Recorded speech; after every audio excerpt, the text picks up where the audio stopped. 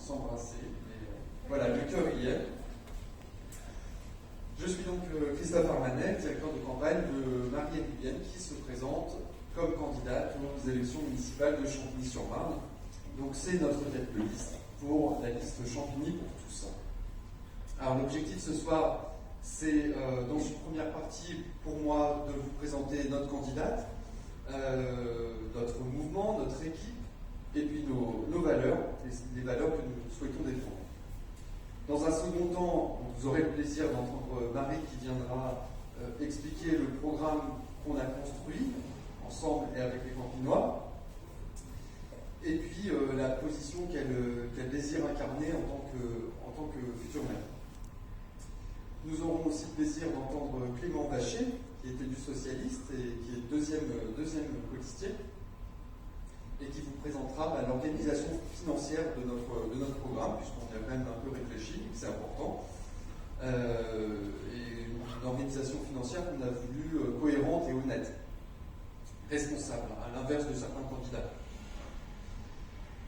Et enfin, on vous proposera un petit temps d'échange, de questions et de réponses auxquelles on se soumettra. Et puis vous aurez aussi l'occasion de venir discuter avec certains membres de la liste autour de sujets comme, on l'expliquera après avec Marie, l'attractivité économique, l'attractivité de la ville, l'aspect de la transition écologique, et puis le développement social et sociétal. Ouais.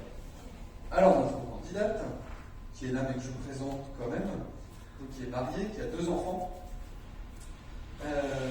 juriste de formation, et elle exerce des fonctions de cadre en gestion des risques. Donc elle a été élue conseillère municipale d'opposition lors de cette dernière mandature, et elle a siégé à la commission des actions sociales notamment et de l'accessibilité pour le handicap. À la base, elle est issue de la liste de M. Laurent Jeanne, dont elle s'est séparée parce que les valeurs n'étaient pas partagées, et pas par opportunisme politique comme on peut l'entendre parfois. Par des valeurs qui n'étaient pas forcément les mêmes, et elle a souhaité créer autre chose, un mouvement justement qu'on vous présentera un peu après. À ce propos du coup de petite relation entre les partis, je tiens à préciser qu'il y a une petite vidéo qui fait le buzz en ce moment sur les réseaux sociaux, dans laquelle le candidat, l'ex-chef de file du Front National, Rassemblement National, appelez comme vous voulez, déclare en rigolant au conseil municipal que Marie Nguyen aurait proposé à ce cher monsieur d'être sur sa liste. Voilà. On ne va pas s'épiloguer, on dément formellement et solennellement, tout simplement. Chose qu'on a faite sur les réseaux sociaux très rapidement, dès le 8 janvier, à la différence de... Voilà, c'est tout ce que j'ai à dire.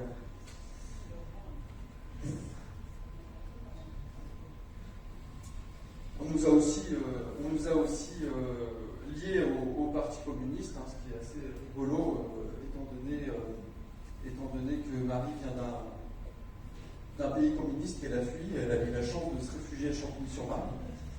Voilà, drôle de destin, quand même.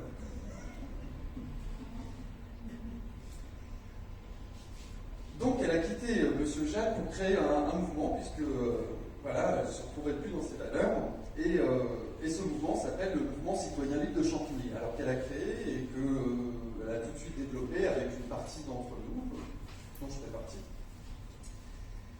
Un mouvement qui se veut plus rassembleur, créateur, et avec les fameuses valeurs que j'évoquerai juste après. Ce mouvement, il est né de la volonté de dépasser les clivages droite et gauche, de se dire que il y a des bonnes choses à droite, qu'il y a des bonnes choses à gauche, que la mairie actuelle fait peut-être des choses qui ne conviennent pas, tout n'est pas forcément acheté, que l'opposition s'oppose, mais ne ferait pas forcément beaucoup mieux dans l'ensemble, qu'il y a des bonnes choses à droite et à gauche, et qu'il y a des bonnes initiatives et qu'il faut en tirer parti. Donc l'idée, c'est de sortir d'un certain dogmatisme politique. Voilà notre ambition. Alors on a créé une équipe, on a constitué une équipe, les 50 colistiers. Donc ce sont 50 femmes et hommes qui, en dehors des deux premiers, à savoir Marie Guyenne et Clément Bachet, qui, eux, étaient élus,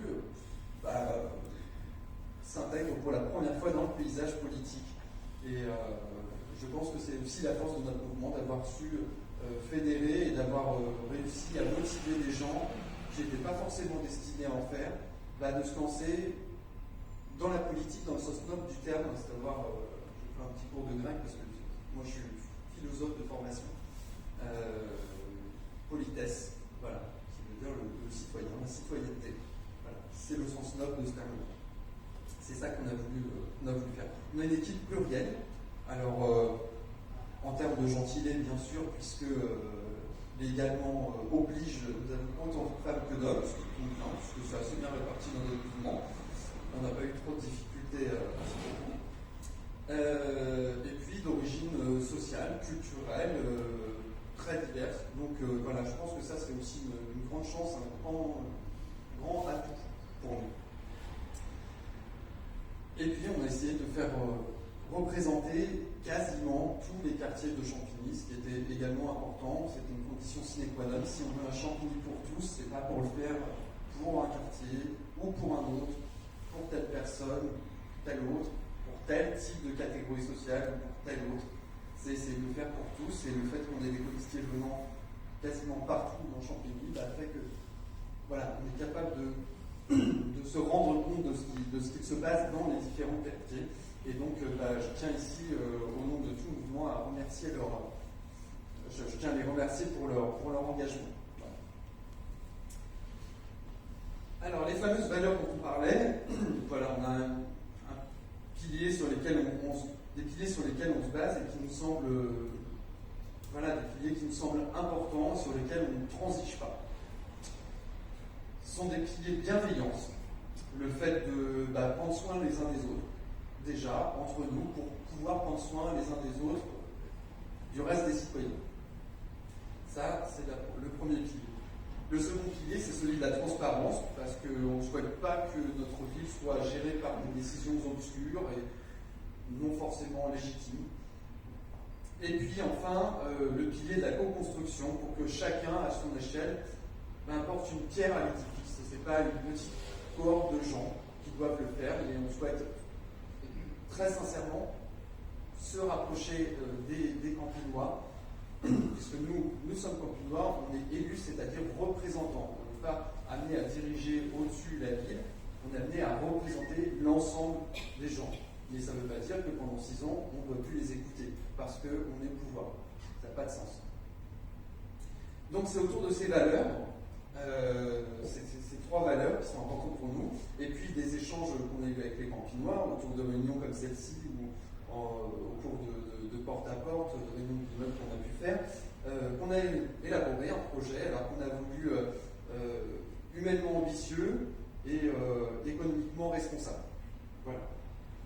Et j'invite du coup Marie à venir nous le présenter.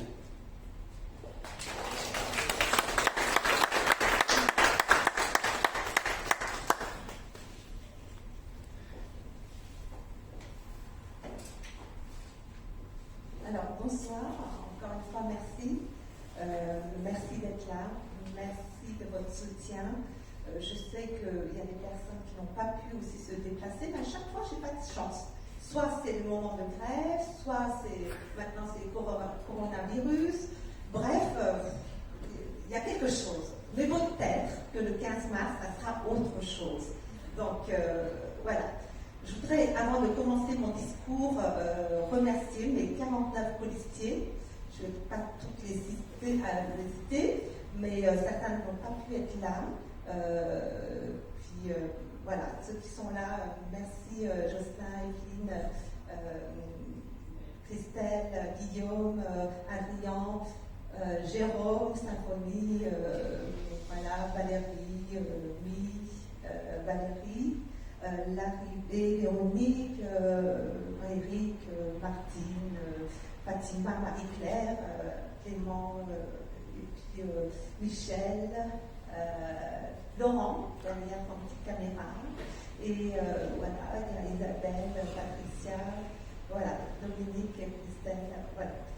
Jean-François également, Martin, et merci pour vos disponibilités et à vos époux et épouses, parce que c'est du temps consacré. Merci pour leur compréhension, parce que voilà, vous êtes à côté de moi, mais ça prend aussi du temps sur la famille. Et je voudrais remercier également spécialement plusieurs personnes. À toi Clément, pour avoir accepté d'être avec moi, pour dépasser ce clivage gauche-droite. On sait c'est difficile, hein, au conseil municipal, c'est pas évident, mais on a voulu ça pour un idéal commun, un idéal collectif. À toi Christophe, je voudrais mon directeur de campagne qui me donne des conseils pertinents, des alertes, toujours dans la bienveillance. Et merci d'avoir su t'adapter à mon timing parfois speed. Mais merci beaucoup. Et puis merci à ton épouse qui n'a pas pu être là, Nathalie. Voilà, je voudrais me remercier. Mon mari n'est pas encore là, mais je voulais aussi remercier mes deux enfants, Antoine et Louis, pour leur soutien affectif, moral. Car l'engagement politique pour un idéal commun, c'est aussi des sacrifices personnels pour soi, mais aussi pour sa famille. C'est après de longues réflexions en famille, avec mes soutiens, mon équipe, que j'ai décidé de me porter candidate. Je sais la lourde responsabilité, mais c'est une belle élection locale parce que je tiens à la démocratie et se lancer comme ça au suffrage devant les électeurs, c'est dur, mais c'est vraiment très enrichissant. Voilà. Donc, pour être le premier édile de la ville proche de ses concitoyens. Je suis consciente de l'énorme potentiel de notre ville. Je sais la diversité et la richesse de ces différents quartiers et de leurs habitants. Ces atouts doivent être mis en valeur au service des Campenois pour leur bien-être et celui des générations futures. Notre programme, c'est dans l'écoute et dans nos actions sur le terrain auprès des Campenois, auprès des collectifs des riverains, que j'ai élaboré avec mon équipe un projet, un programme humainement ambitieux et économiquement responsable, comme disait Christophe. Aujourd'hui, il me semble indispensable que notre commune engage une nouvelle dynamique basée à l'instar des piliers du développement durable sur 3 axes. Transition écologique, développement social et sociétal et attractivité de la ville. Oui, pour Champigny soit durable, il faut l'addition de ces 3 éléments. Donc, je commencerai par le premier qui est pour moi essentiel et qui va conditionner les 2 autres, c'est la transition écologique. Rémi Rubert est là et il représente la transition écologique. Voilà, le pacte, on va en parler plus tard, mais c'est un sujet, si nous voulons laisser à nos enfants une ville où il fait bon de vivre, une ville verte, une ville embellie, à urbanisme apaisé et accessible, il est urgent d'agir et d'être responsable localement et individuellement. Nous souhaitons que la dimension environnementale et donc la transition écologique qui impulse un nouveau modèle de société prenne toute sa place sur notre mandature. Et pour cela, plusieurs axes sont à prévoir. Premièrement, l'amélioration de notre cadre de vie. Deuxièmement, la prévention des risques environnementaux. Troisièmement, la mise en œuvre d'une économie circulaire efficiente. Et quatrièmement, la diminution de nos empreintes carbone et énergétiques. Premier axe, l'amélioration de notre cadre de vie. Il faut, pour nous, réviser les objectifs du PLH et PLU, afin d'imposer aux futurs bâtiments des règles de distance permettant de protéger le secteur pavillonnaire et pour diminuer la densification urbaine et développer ainsi les trames vertes, végétalisation bleue, cycle de l'eau et noir, éclairage, pour redonner sa place aux vivants sur le territoire. Également, un autre point, faire un audit des logements sociaux avec les bailleurs et amicales des locataires pour orienter les quelques millions d'euros restants de la vente d'OPH communale vers la réhabilitation et la mise aux normes écologiques et accessibilité des logements sociaux. Et ensuite aussi garantir la propreté de nos voiries et trottoirs par une meilleure organisation des services et par le renouvellement des équipements usagés. Le deuxième axe, comme je disais tout à l'heure, la prévention des risques environnementaux. Et ce, par la mise en place d'un plan anti-inondation pluriannuel pour faire face aux crues éventuelles de la Marne, d'un plan d'alerte aux propriétaires, aux futurs acquérants sur les zones d'anciennes carrières, la mise aussi en place d'une station d'épuration des eaux pluviales accueillies en cofinancement avec le territoire et le conseil départemental. Le troisième axe, la mise en œuvre d'une économie circulaire efficiente. Ceci passe dans un premier temps par une refonte de la commande publique avec la mise en place de marchés subséquents multi-attributaires permettant de favoriser les petites entreprises de proximité et des circuits courts. Un plan anti-gaspillage, restauration scolaire avec les associations caritatives. Nous poursuivrons les actions déjà entreprises, enterrement des bornes déchetterie municipale à l'échelle communale et à l'échelle du territoire, compostage, recyclage, etc. Quatrième axe, la diminution de nos empreintes carbone énergétiques, notamment par la mise en place d'un circuit de pistes cyclables sécurisées sur les axes menant au RER A de Champigny vers le RER E, des Boulereaux, RER E, des Villiers-sur-Marne. Ces investissements seront réalisés via le plan pluriannuel du fait des contraintes budgétaires et avec des demandes de subventions puisqu'il s'agit de routes départementales. En conformité avec notre programme, nous avons décidé de signer justement le pacte pour la transition écologique et nous nous sommes engagés sur 8 mesures, plus une, la 33e, qui nous a été transmise. Et donc, dès mon arrivée à la mairie, je créerai une commission extra-municipale. C'est une idée de cette collective pacte de transition que je trouve très bonne, en phase avec notre volonté de mettre en place plus de démocratie participative. Donc, cette commission aura pour objet de porter de façon ambitieuse ce sujet pour s'assurer plus précisément de l'adéquation des grands projets de la commune avec les enjeux écologiques, sociaux, climatiques de moyen et de long terme. Et ce, avec toutes les parties prenantes et surtout avec ce collectif qui a fait un travail formidable et riche et que je pense que tous les responsables politiques doivent s'en inspirer.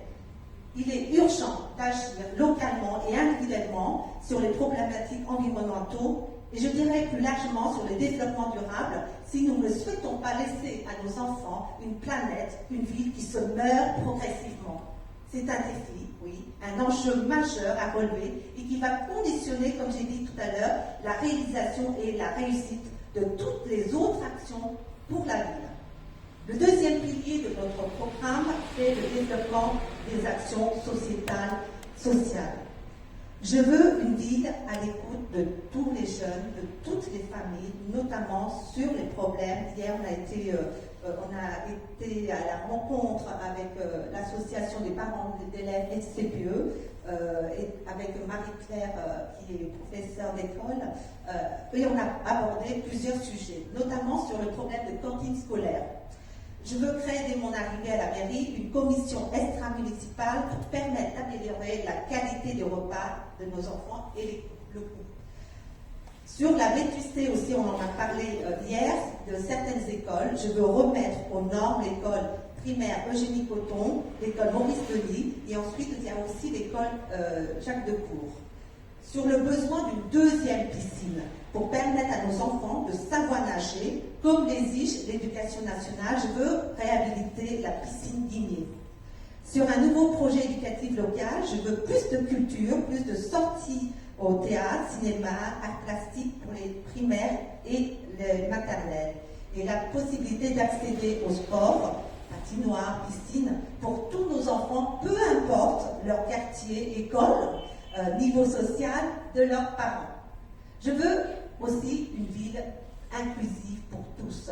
Du fait de mon parcours professionnel, j'ai été chargée de mission handicap et pendant la mandature précédente, j'ai été dans la commission accessibilité. Donc, ce sujet-là me tient à cœur et j'ai une colistière spécialiste sur le handicap, Patricia, qui œuvre dans ce sens et elle est ABS aussi sur ce sujet-là très important. Et donc, ce qu'on voudrait, c'est nommer une élue experte et active sur le sujet. Elle sera un relais permanent entre la mairie, les familles, les associations et les professionnels du handicap, écoles spécialisées, ESAT, etc. Et puis aussi en mettant en œuvre, en place, un forum annuel du handicap multidisciplinaire piloté par cet élu. Je veux aussi une ville solidaire envers tous, issue de l'immigration comme m'a présenté Christophe, et ayant réussi, disons, mon parcours d'intégration et bénéficiant d'un ascenseur social par mes études, par mes activités professionnelles, je veux permettre à tous de s'insérer socialement en donnant une canne à pêche qui permet de pêcher son propre poisson plutôt que de donner le poisson. Je veux que la ville permette à ceux qui traversent des moments difficiles de leur vie d'avoir un tremplin pour pouvoir se relever dignement et s'insérer par le travail. Je veux une ville aussi proche de nos seniors en leur permettant d'avoir une mutuelle communale mieux garantie et moins chère que la mutuelle individuelle. Nous étions les premiers à annoncer cette mesure dans cette élection municipale et force de constater que cette mesure est tellement intéressante que les candidats gauche-droite ont pris en compte leur mesure. Cette mesure, moi je dirais tant mieux pour les Campinois, car comme dit ma colistière Fatima, l'important quand on limite est de ne pas copier son modèle, mais de mettre l'auteur en valeur. Bon, un bon auteur, salut. Le dernier pilier, notre programme est l'attractivité de notre ville. Il faut agir sur plusieurs domaines pour rendre la ville attractive. Faciliter l'accès au commerce par un stationnement adapté, développer et diversifier le commerce de proximité en définissant une zone de protection de commerce et de l'artisanat de proximité, en exerçant un droit de préemption commerciale, en faisant un appel d'offres pour valider le choix des commerces de façon équitable en commission et en signant ensuite une convention tripartite acheteurs-vendeurs-ville. Je veux aussi favoriser la création de zones franches urbaines afin d'attirer de nouvelles entreprises créatrices d'emplois. Sur ces sujets-là, j'ai une experte aussi en la matière, Épine, qui a MBA sur... voilà, donc compétence sur le sujet et voilà, donc il faut aussi redynamiser l'emploi en renforçant, et ça sera avec l'aide de Fatima qui travaille dans une entreprise d'emploi, qui est cherchée de l'emploi, en renforçant les partenariats avec les acteurs locaux de l'emploi, pour l'emploi, missions locales, les associations, les agences d'intérim, entreprises, par la mise en place d'actions communes et régulières surtout. Il y a des choses faites dans la vie, sauf que ce n'est pas dans la régularité. Dans les actions communes et régulières afin de faciliter la mise en relation avec les employeurs. Quelques exemples concrets. Mettre en place régulièrement des forums de l'emploi, bus de l'emploi avec Pôle emploi, la mise en place de prestations d'aide à la recherche d'emploi pour tout public, les jeunes, mais aussi les seniors, en mettant en place des points d'information pour tous sur l'orientation et la formation, en proposant aux entreprises via un service économique municipal dédié, comprenant un service d'emploi, implantation d'entreprises. Vraiment cet accompagnement, j'ai pu constater que beaucoup d'entreprises ont plein d'idées, sauf que si on ne les aide pas, ils ne peuvent pas s'en sortir. Il faut les aider administrativement, les accompagner dans la création de d'autres projets pour l'essor de la ville. Pour rendre la ville plus attractive, il faut aussi rendre la ville plus animée pour tous. Dans tous les quartiers en matière sportive, on a un expert, Laurent, qui est dans l'administration d'un club de ping-pong et joueur aussi de ping-pong. Donc en matière sportive, un sport accessible aussi pour nos enfants et des personnes en situation de handicap. En matière culturelle aussi, en mettant en place par exemple des forums du livre, forums des arts, un festival multiculturel, mais en s'appuyant sur des associations qui existent.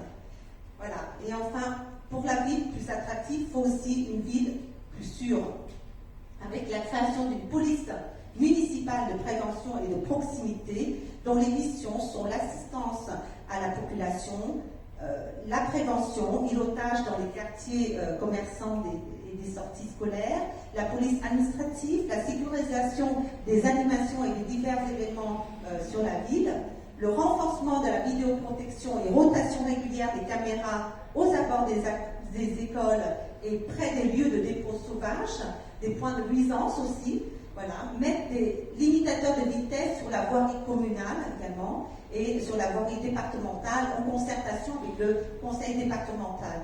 Puisque M. Favier, qui est président du conseil départemental, suit notre campagne et commente, donc il corrige parfois nos fautes de frappe sur le réseau, et je le remercie d'ailleurs.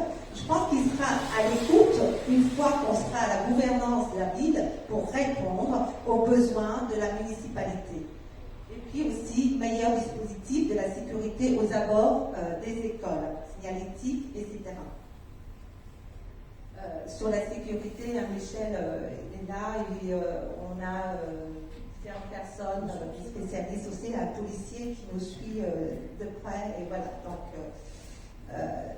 en tout cas, loin des promesses démagogiques, nous nous efforcerons par ailleurs d'assurer un équilibre financier, une fiscalité réduite, Clément va vous en parler tout à l'heure, une reconnaissance aussi et écoute envers le personnel communal par l'amélioration de leurs conditions de travail, stationnement, restauration, etc. Une meilleure réalisation et exploitation des entretiens annuels professionnels, le CREP, pour mieux valoriser leurs compétences, l'augmentation, et on s'engage, l'augmentation de 5% du régime indemnitaire. Et ça, c'est sur les actions pour le personnel. Mais ce qui est important aussi, et pour nous, ça va être cet élément essentiel, c'est l'écoute envers les riverains. Une réelle démocratie participative avec cette meilleure écoute et des jeunes, des élus, qui ne partagent pas forcément les mêmes opinions, mais il faut être ensemble pour construire, malgré nos différences d'opinion, c'est travailler ensemble. Et pour cela, mon idée, c'est de, même pour les problématiques budgétaires, l'idée avant tout débat d'orientation budgétaire, c'est de consulter les riverains pour leur demander leurs priorités aussi budgétaires. Parce que j'étais au conseil municipal et Clément pourra le témoigner, c'est que il y a des débats très dogmatiques au conseil municipal. C'est-à-dire que quand on est de gauche, on vote ça, et de droite, on va voter comme ça. Or, je pense qu'il y a des sujets, même budgétaires, on doit se retrouver dans l'intérêt collectif. Donc, l'idée d'une consultation citoyenne avant chaque débat d'orientation budgétaire. Deuxièmement, c'est tenir régulièrement les conseils de quartier et leur donner un vrai pouvoir décisionnaire pour améliorer le cadre de vie des riverains. Organiser une permanence fréquente dans tous les quartiers pour une proximité élue-riverain. Pour conclure, pourquoi je veux devenir maire? Parce que la question m'a été posée plusieurs fois. En fait, c'était pas un rêve. On m'interpelle sur différents sujets, que ça soit nuisance autour d'un bar, le stade, l'antenne relais. Et puis, je dis, bon, ça m'intéresse, je vais m'occuper des gens, des problèmes des gens. À l'origine, c'était ça, voilà. Ce qui me passionnait, c'est s'occuper des gens. Et comme dit mon père, avant de me lancer dans cette campagne, il m'a dit 3 choses. Fais-le avec ton cœur, fais-le avec ta sincérité et aime les gens. Et donc, c'est cet amour des gens, cette envie d'aider les autres qui m'a poussée à... Parce que je me dis, mais la politique, est-ce que la politique, c'est juste les chapes? Et moi, je me dis, si les chapes permet de faire encore plus pour les gens, alors je veux être votre serviteur et aller jusqu'au bout pour me battre auprès de vous dès lors que vous avez un problème, que ça soit autour d'un problème d'assainissement, de nuisance autour d'un stade, de nuisance de bar, jusqu'au problème plus large, que ça soit sur les logements, sur l'urbanisme, où je dis ouvertement, lorsque le journaliste portugais me disait sur le logement, qu'est-ce que j'en pense, et je disais que nous sommes dans une élection communautaire, une élection municipale mais aussi communautaire. Ça signifie qu'on fait partie d'un même territoire avec les autres villes. Et je pense que sur les logements, il faut arrêter d'être égoïste, que les autres villes de droite autour construisent aussi des logements accessibles. Et j'ose le dire, contrairement à d'autres, mais j'ose le dire qu'il faut arrêter d'avoir un positionnement égoïste et penser qu'à soi, parce que les autres villes, que les personnes qui ont de peu de moyens ont aussi le droit d'habiter dans les logements sociaux, à nos gens, opéreux, etc. Donc, cette envie d'aller plus loin pour les gens m'a poussé à porter aussi par tous voilà, mes soutiens.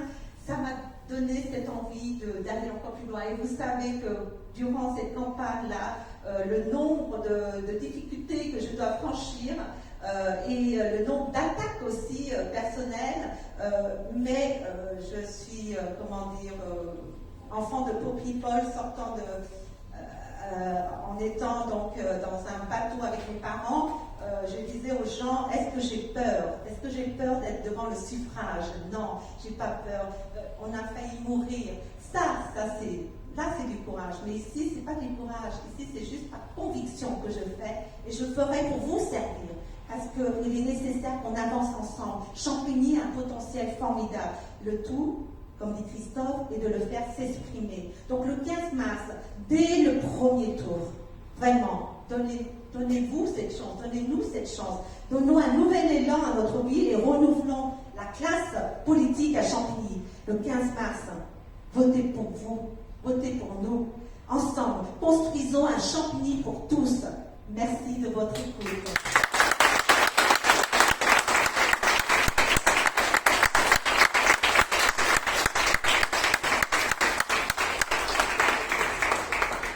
Merci beaucoup, Marie.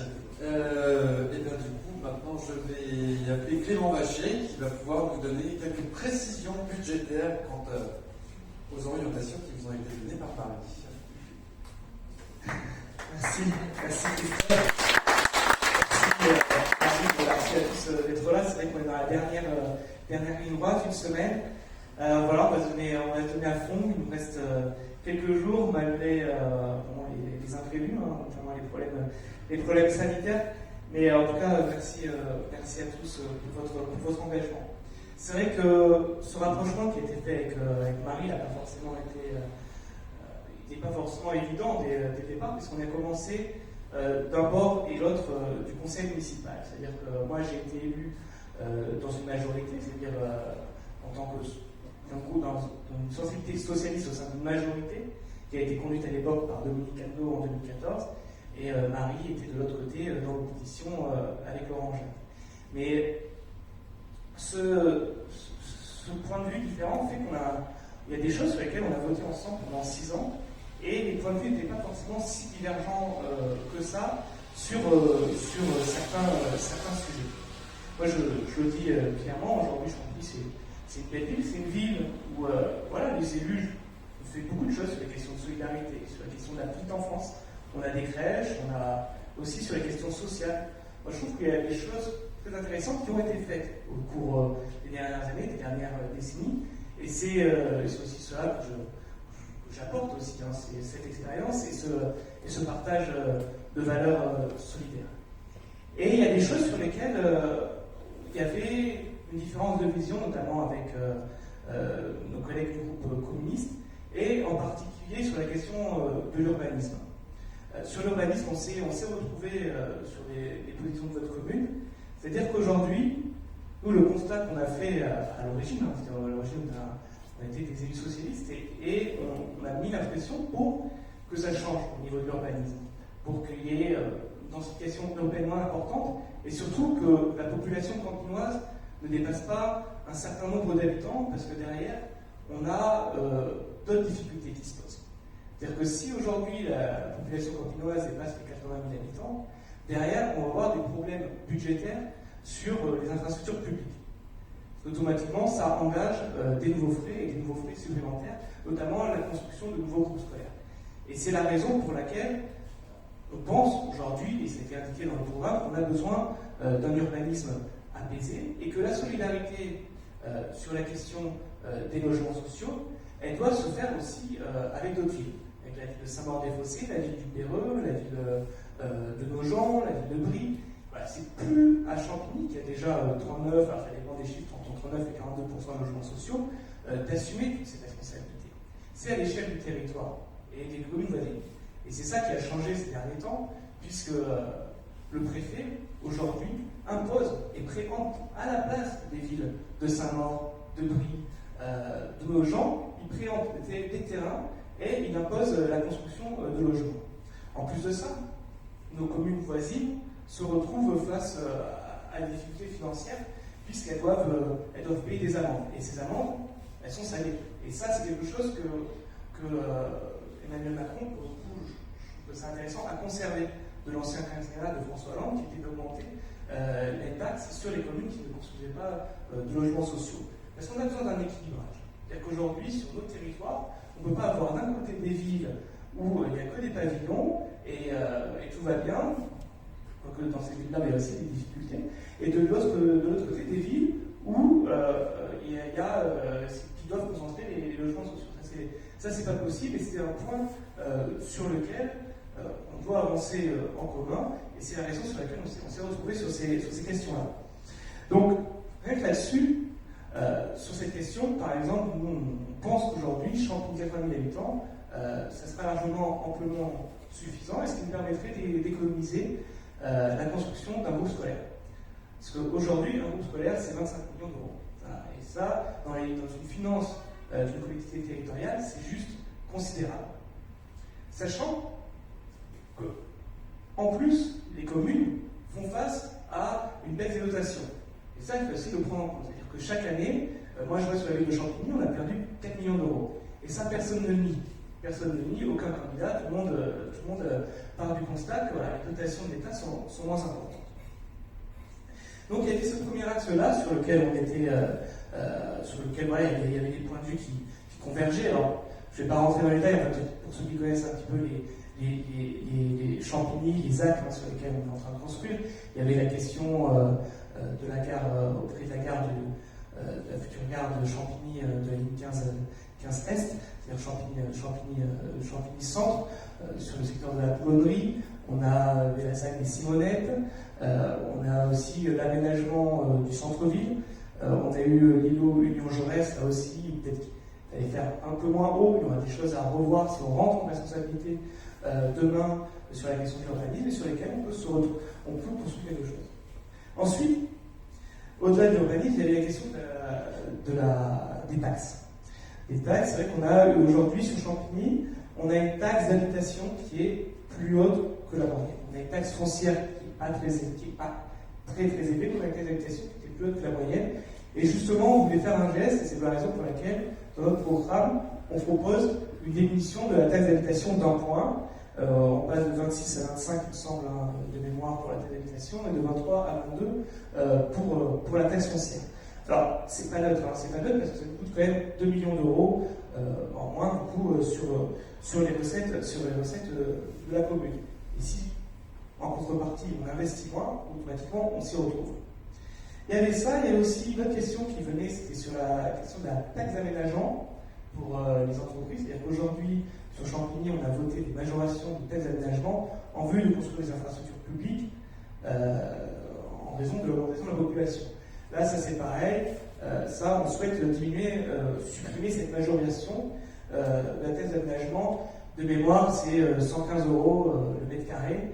Une taxe d'aménagement, la part de la taxe d'aménagement communale, si elle est à 15%. Donc là, c'est pareil, on était sur cette idée-là de réduire et de remettre à son taux initial, c'est-à-dire 5%, la taxe d'aménagement sur l'ensemble du territoire. Il y avait il y avait quelque chose aussi sur lequel qui a été abordé. Alors, en plus de ça, on avait la question de la taxe sur la publicité extérieure. Aujourd'hui, on a des commerces qui pâtissent beaucoup du chantier du Grand Paris. C'est-à-dire que voilà, les commerçants perdent beaucoup et sont en difficulté. De toute manière, les petits commerçants sont rarement de grands bénéficiaires. Hein. C'est-à-dire qu'ils travaillent énormément, ils n'ont pas forcément une rente importante. Et ce qu'on avait proposé, c'était la suppression de la taxe sur publicité extérieure pour les commerces de moins de 9 mètres carrés, qui correspond à une entrée en moins de 80 000 euros pour la commune. Voilà. C'était un geste symbolique, c'était quelque chose qu'on pouvait faire pour les commerçants. Sur la question, il y avait l'autre question qui était sous-jacente, c'était la question du salaire des agents, parce qu'aujourd'hui, dans cette commune, il y a 1650 salariés, et ils sont sur un régime indemnitaire qui sont très faibles, d'autant plus que le point d'indice des fonctionnaires, il est gelé depuis maintenant un petit moment. Entre 2010 et 2016, il a été gelé. Entre 2016 et 2018, il a été dégelé. Et puis 2018, le point d'indice des fonctionnaires, il est toujours gelé. C'est-à-dire qu'il a augmenté, il me semble, de mémoire de 1,2%, pendant qu'en même temps, l'inflation a augmenté de 6-8%. Du coup, les fonctionnaires se retrouvent, et nos agents territoriaux se retrouvent en difficulté aussi financière. Et là, nous, on voulait faire un geste, comme l'a dit Marie, c'est-à-dire une augmentation de 5% du régime indemnitaire, ce qui correspond, on a évalué à 2 millions d'euros cette somme-là. C'est pas rien, mais c'est quelque chose qu'on voulait vraiment mettre en place, parce que nos agents, les agents territoriaux, c'est ce qui pour nous est très important, c'est ce qui fait fonctionner la collectivité. Sans eux, le maire n'est rien. Il a besoin de ces agents pour faire avancer la commune. Ça, c'était la question des agents. On avait aussi, Marie a évoqué tout à l'heure, il a mis en place une police municipale. Alors, une police municipale, c'est vrai que une police municipale de répression, ça aurait eu un coût extrêmement important. Là, nous, on part sur l'idée de faire monter en compétences. On a 16 agents au niveau des assistants en voie publique, hein, les ASV, les AVS, assistants en voie sécurité, ASVP, assistants en voie sécurité, voie publique. On a une SS, l'idée c'était d'en faire monter en compétence une partie, pour qu'ils accèdent au statut de policiers municipaux, et de voir des nouveaux recrutements pour, en gros, avoir une vingtaine de policiers municipaux de prévention sur la ville, parce que les commerçants ont besoin d'une présence. Moi je voyais, on a fait le tour des commerçants, et c'est vrai qu'on avait rencontré le commerçant qui s'était fait braquer 2 fois de suite sur l'avenue de la République, qui a fait la une du Parisien. Et personne n'était encore passé le voir, on était les premiers, mais on était en campagne. J'ai sollicité un adjoint pour qu'il passe le voir, mais c'est vrai que avoir une police municipale de prévention qui passe, tout ça, au moins ça rassure. Et puis il y avait la question aussi de la vidéosurveillance. Alors là-dessus, sur la vidéosurveillance, tout le monde s'y met, hein, quelles que soient les couleurs politiques, mais voilà, nous on voulait aussi continuer sur cet axe-là et avoir à notre échelle, hein, c'est-à-dire qu'on ne pourra pas investir des milliers d'euros, des centaines de milliers d'euros dans la vidéoprotection, mais au moins avoir de la vidéoprotection sur les grands axes et des caméras mobiles qui sont d'ailleurs en cours d'achat en ce moment de la commune. C'est quelque chose qui est aussi fait par les communistes, hein, sur la question de la vidéoprotection, mais on l'assume, on va aller aussi dans ce sens-là. Marie a parlé d'un plan anti-crue. C'est vrai que là-dessus, il y a quelque chose à voir, hein, sur améliorer notamment en cas de crue force majeure sur des habitants qui habitent quai Gallieni, quai de la Pie.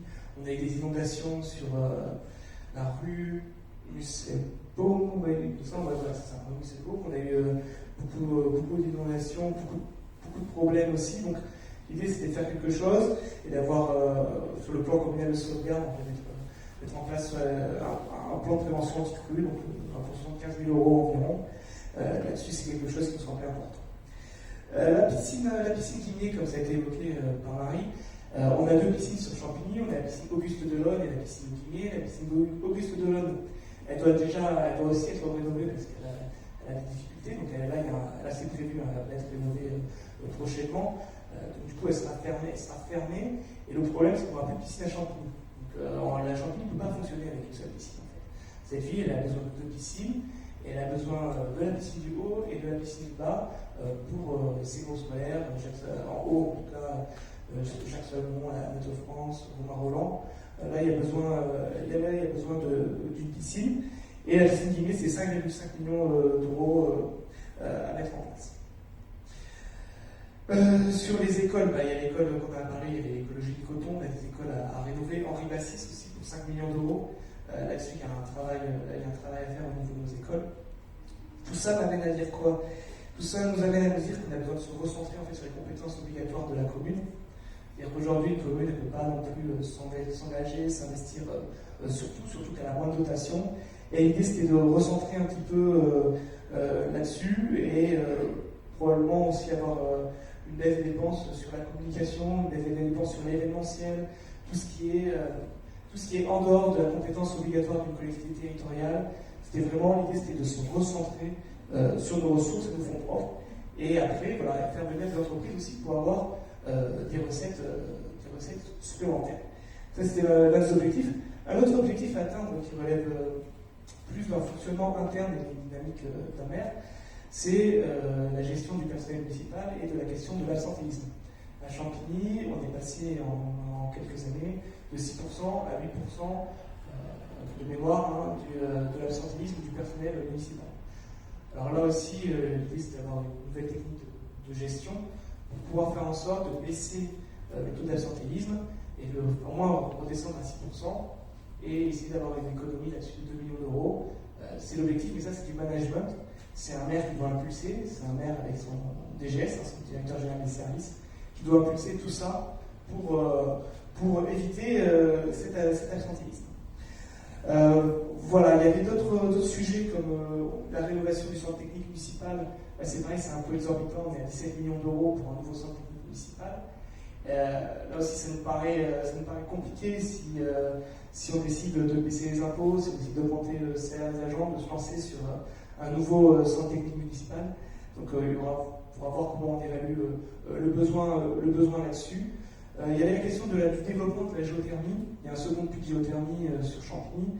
Là, c'est pareil, on est sur des coûts exorbitants en investissement, même si c'est l'établissement public de géothermie qui se lance là-dessus. On est à plus de 17 millions de mémoire, 17 millions d'euros d'investissement. Et là aussi, il y a des choses, peut-être qu'il y a moins d'investissement à faire, se concentrer sur le chauffage de nos bâtiments communaux plutôt que de l'étendre à tous les logements. Là aussi, il y a des choix à faire. Et enfin, un dernier point, sur la rénovation du logement. C'est vrai que là aussi, c'est pareil, on s'était retrouvé avec Marie et puis aussi avec, en gros, une partie les élus socialistes, la tendance social-démocrate, les élus socialistes, sur la question de la réhabilitation des logements sociaux. Parce qu'en fait, on a eu Champigny avant avait l'OPHLM, il y avait l'OPHLM de Champigny qui a été vendu, et la mairie avec une cagnotte de 17 millions d'euros, en gros. De mémoire, il y avait une grosse cagnotte de 17 millions d'euros, et cette cagnotte de 17 millions d'euros, nous, ce qu'on voulait, c'est que ça s'en servait exclusivement pour la réhabilitation de logements sociaux et pas sur des projets de reconstruction. Donc là, l'idée, c'est de faire en sorte qu'il nous reste 5 millions d'euros, faire en sorte que les 5 millions d'euros ils soient exclusivement à l'attention de la réhabilitation plutôt que sur des constructions nouvelles. Voilà. Il y a des bâtiments, il y a des logements à rénover, et l'idée, c'est de se servir de cet argent-là pour rénover. Voilà, alors pour tout ce qui est de l'action sociale, on n'y touchera pas. De toute façon, on a besoin d'action sociale dans cette ville. On a des personnes qui sont en difficulté à Champigny. Ce qu'on appelle le CCS, c'est le Centre communal d'action sociale. Il est aujourd'hui à 2,5 millions d'euros. On sait qu'il y a des difficultés à Champigny. On veut en tout cas aider et rester aux personnes les plus diminuées, parce que c'est ça aussi la solidarité, et c'est aussi peut-être le principe aussi un petit peu de l'équité, c'est qu'on n'est pas forcément avec tous les mêmes chances, on n'a pas tous le même cursus, et donc du coup c'est aussi pour ça qu'on a cette enveloppe budgétaire. Voilà, tout ce que je veux dire, parce que nous on essaie de faire quelque chose de très pratique, c'est-à-dire qu'on essaie d'être assez pragmatique. d'éviter d'avoir des promesses qui soient trop, on va dire, trop démagogiques, irréalistes. C'est pour ça qu'on ne s'est pas lancé sur la construction du centre-ville. Sur le centre-ville aujourd'hui, sa réhabilitation, c'est plus de 15 millions d'euros. Hein. Juste la place, 15 millions d'euros, c'est fourchette basse. Si vous mettez une halle, ça peut aller encore plus haut. Et il n'y aura pas de financement miracle. C'est-à-dire que l'argent, ce sera forcément la collectivité qui mettra de l'argent. Ce sera la ville. Alors, la métropole a mis 500 000 euros à Champigny, mais ensuite, il faut quand même aligner les 95% restants. Même plus. Donc, et ça, il n'y a pas de miracle là-dessus, ça ne pourra pas se faire. Donc, c'est pour ça qu'on a essayé à chaque fois dans le programme d'être très terre à terre et de dire, bon, bah, voilà, il y a des choses qu'on ne pourra pas faire, on se recentre. Donc, le centre-ville, on ne s'y engage pas. Il y a des choses comme ça où on n'est pas dans. C'est très bien qu'il n'y a pas les moyens financiers. Et comme on est en campagne électorale, on entend beaucoup de personnes dire on va faire ça, on va faire une nouvelle salle. On a le programme, c'est de faire une nouvelle salle à l'attention des associations dans le secteur. Il y a déjà plein de choses qui existent. Il y a la maison des associations là-haut, il y a la maison des citoyens et des syndicats en bas, il y a celle-là ici. Il y a beaucoup de choses qui existent sur les infrastructures. Et Champigny a énormément fait sur les infrastructures ces dernières années. Donc nous, on ne part pas sur un projet pour laisser notre empreinte et dire bon ben voilà, on a été élu de temps à temps et on est sur et on a construit ça. Non, c'est pas le but en fait. Le but c'est de rester très concret, très réaliste. Donc voilà, pour finir la conclusion à chaque fois, je ne sais pas trop comment m'y prendre, mais en tout cas merci à tous. Voilà, c'est un travail qu'on a fait collectivement, c'est le ressenti de la population avec tous les experts et les expertes qui nous donnent des conseils aussi sur la question de l'insertion professionnelle, sur la question de l'amélioration, notamment la question environnementale, sur l'économie, sur l'emploi, sur toutes ces choses-là, sur le commerce également. Et moi je voulais vous remercier, je pense qu'on a fait un beau projet, on a une belle campagne, on n'a pas été dans la démagogie, on a été correct, on a été bienveillant avec toutes les personnes sur nos tracts, sur nos affiches. On n'a jamais attaqué personne sur les réseaux sociaux ou pas, on a fait ça propre du début à la fin. Et voilà, moi je trouve que c'est en tout cas qu'on a fait une belle campagne qui nous reste une semaine et qu'on va tenir jusqu'à l'élection dimanche et qu'on sera en pole position. Voilà, c'est ce que je vous souhaite. Merci à tous.